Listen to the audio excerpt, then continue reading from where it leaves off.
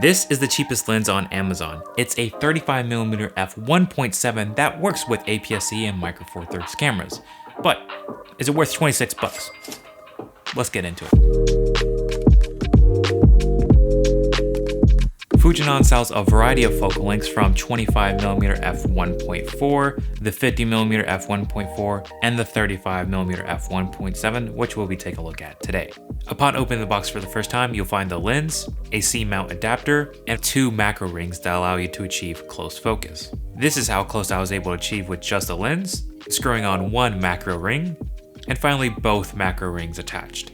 Build quality is pretty impressive on this guy. It has extremely smooth focus and aperture rings, which makes it great for video work. Now, despite being so small, this lens can actually cover sensor sizes of APS-C or Micro Four Thirds. However, you can use this on full frame by utilizing clear image zoom, which will crop in on your image to clear up any vignetting. And with this, I found that 1.3x or 1.4 would clear most of the vignetting, and I was able to use it on my A7S III. Now let's touch on image quality. Sharpness is quite good in the center of the frame. The edges, not so much. They're quite blurry, they had a lot of distortion and chromatic aberration. But if you're using a smaller sensor like APS-C or Micro Four Thirds, you probably won't see this as much.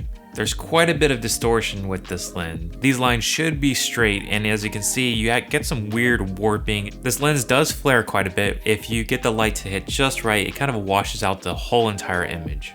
One unique quirk with this lens is that as you achieve focus in the center of the frame, the edges are quite a bit blurred overall. But if you were to focus past where the center is now out of focus, suddenly the edges become clear. Now, I feel bad for testing this lens against focus charts because this lens is truly designed to be something unique and not to be the sharpest image. So taking a look at real world examples, it's much more interesting to see why you would want to pick up this lens. Sharpness is quite good in the center, so you really do feel like you are in focus, but the edges begin to really kind of blur out and it feels very dreamlike. The soft edges really does focus your eye onto the center of the frame. You get a very surreal, dreamy kind of look. And in many ways, that distortion reminds me of an anamorphic lens. Throw on some crop bars, do a color grade, and you can truly see how this lens can look, dare I say it, cinematic.